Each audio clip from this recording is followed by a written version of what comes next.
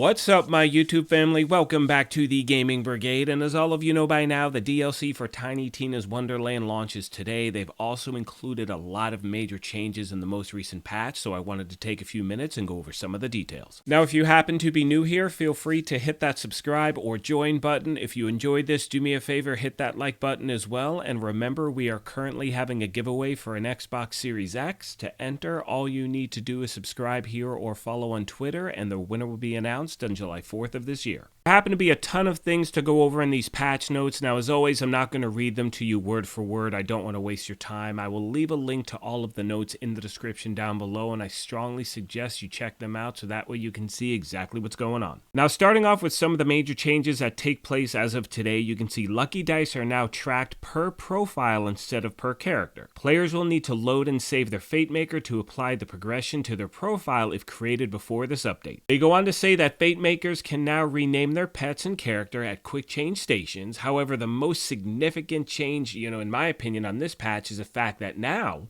Chaos tiers can now go up to level 35, which is a huge jump, and when you get to that point, then Primordial gear will become available for anyone who is at Chaos level 35. They've also made a major change in regards to moon orbs in a bunch of different ways, and I know for a lot of gamers out there you've been asking for this. Now you can see here, they say the moon orbs that a Fate Maker can hold has increased from 4,000 to 16,000. A few notes down, they mention that reroll cost now accounts for the rarity of the gear, with legendaries being more expensive to reroll, and finally the cost to reroll will stop increasing after 4,000 moon orbs, allowing Fate Makers to continuously reroll their gear. Now, one thing I'd like to make sure I mention as we move on is I'm already getting a lot of messages from gamers saying they cannot find the DLC, and there are two reasons. First of all, you want to make sure you have the most updated software on your game, which is the 1.2.0a whatever. So you need to make sure it says that in the corner. And secondly, there happens to be a bug going on in the game right now where people who have purchased the DLC cannot find it on their map. Now, in order to get to it, you need to go to the overworld. You can leave from Queen's Gate and you're going to go to the Green Shrine. And when you get there, there should be an icon on the map right by the shrine that says, hey, this is where you enter for the DLC. As you can see, it is not there, and I have the most updated version. Now, I've reached out to the game. I haven't heard anything back as yet, but as soon as I have any details, I will definitely pass them along. And actually, a side note, I just looked at Twitter as I was recording this. They just fixed the PC version of this bug, so I'm hoping they're moving their way down the line. But regardless of whenever they fix it, this is exactly where you're going to find the DLC. So once it is fixed, just go here and that's where you'll be able to jump in.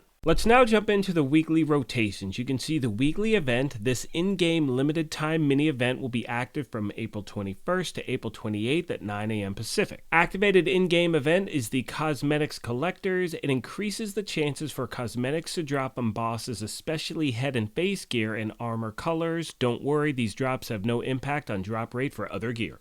Now, as I mentioned at the beginning of the video, I'm going to leave a link to the full patch notes in the description down below. And the main reason I'm going to do that is due to the fact that there's a section in the notes titled Address the Following Reported Concerns. And my friends, there are like 50 or 60 different things listed there. So please take the time, go through those. And as always, if there's anything you're dealing with in the game that is not listed on that list, let me know and I'll try to get you answers as quick as I can. Last but not least, I want to go over some change notes and change adjustments that were implemented today. You can see here they patched some holes in the rocks of Mount Craw. They allowed Dragon Lord Spectral Wyvern to regen Dragon Lord Shield in the Chaos Chamber's Endless Dungeon. Ice Spike spell now has adjusted to deal damage to individual targets once per cast, but now shouldn't stop other Ice Spikes from doing damage. And finally, they fixed an issue where Zomboss's minions sometimes weren't showing up for the fight. Moving on to the class adjustments, for Berserker, they increased Dreadwind's damage as it scales with higher levels by 28%. They also addressed a UI concern with the Dreadwind melee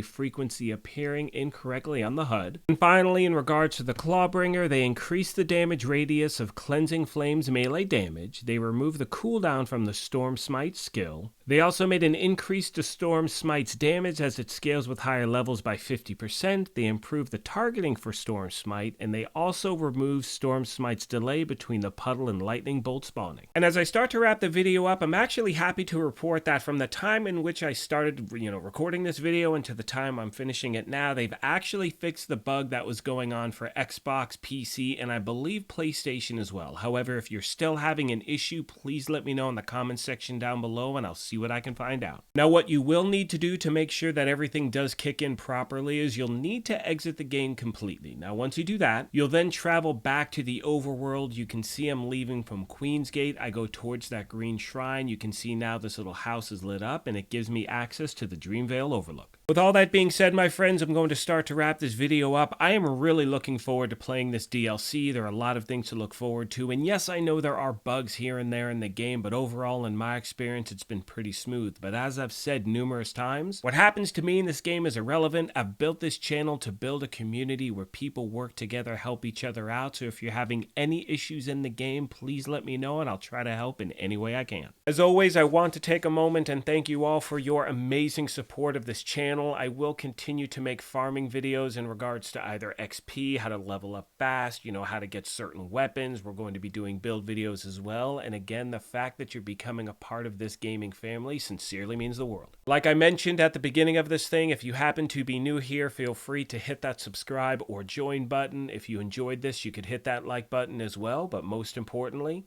take care of yourselves, be kind to each other, and we will talk to you soon. Thanks again, everyone.